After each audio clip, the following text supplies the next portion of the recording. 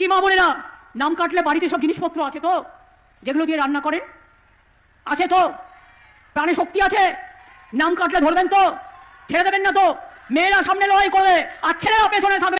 আপনার মুখে এই ধরনের উস্কানোমূলক বক্তব্য ভালো লাগে না, কারণ আপনি বাংলায় 214টা আসন পেয়ে সংখ্যাগরিষ্ঠতা সরকার গঠন করেছেন। আপনি যদি এই এসআইআরের বিরোধিতা করতেন, তাহলে আপনি কেন বিধানসভায় বিল পাস করেননি?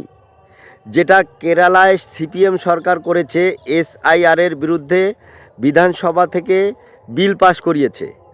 তামিলনাড়ু সরকারও বিধানসভা থেকে এসআইআরের বিরুদ্ধে তা বিল পাস করিয়েছে।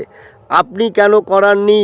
আপনি যদি বাংলার মানুষজনের এতই ভালো চান, বাংলার মানুষজনকে ভালোবাসেন, আপনি কেন সেই বিলটা পাস না করিয়ে আজকে বাংলার মানুষজনকে উস্কানোমূলক বক্তব্য রাখছেন?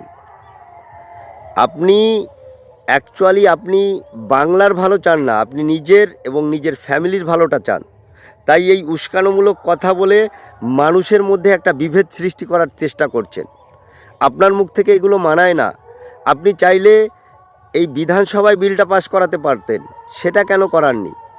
আপনি উপরন্ত সেটায় সহায়তা করেছেন। আপনি 90,000 অফিসার দিয়েছেন এবং 90,000 অফিসারের পেছনে যে খরচাটা সেটাও আপনিই বহন করেছেন। আর আপনি এখন মা বোনেদের, কি মা বোনেরা, আপনার মুখ থেকে এইসব কথা সাজে না।